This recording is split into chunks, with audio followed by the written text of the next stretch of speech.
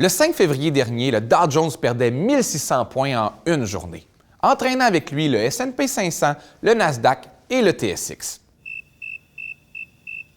Aujourd'hui, on va essayer de comprendre qu'est-ce que je viens de dire.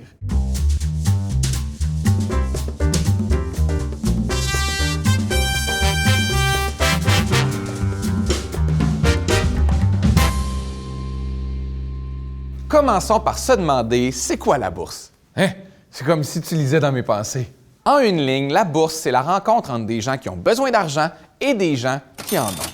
Ah ben parfait! Fait que ça me concerne pas.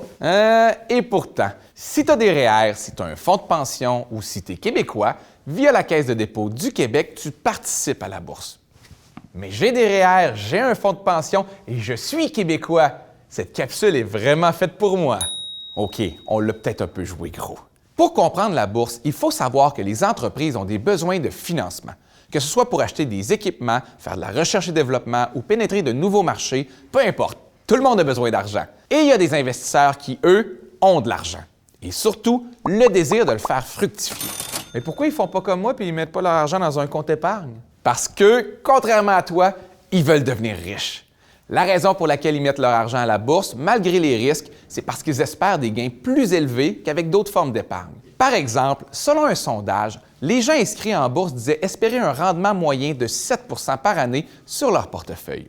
En comparaison, l'argent dans ton compte épargne offre un rendement de 0,9 % et l'argent dans ton bas de laine sous ton matelas, 0 %, ainsi qu'une grosse bosse dans le dos pas confortable pendant la nuit. Mais tu m'as perdu à portefeuille.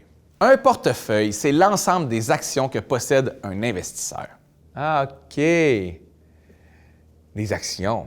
Une action, c'est un titre de propriété négociable qui représente une partie du capital social d'une société. OK, dit plus simplement, une action, c'est quand une entreprise désire du financement, elle vend des petites parties de l'entreprise sur le marché boursier. Maintenant, un autre mot qu'on entend régulièrement et qu'on n'est pas sûr de tout à fait comprendre, iconoclaste. J'entends tout le temps ce mot-là, puis j'ai aucune idée de ce que ça veut dire. Oui, mais je parle plus d'un mot lié au sujet d'aujourd'hui comme indice boursier. Ah oui, celui-là aussi.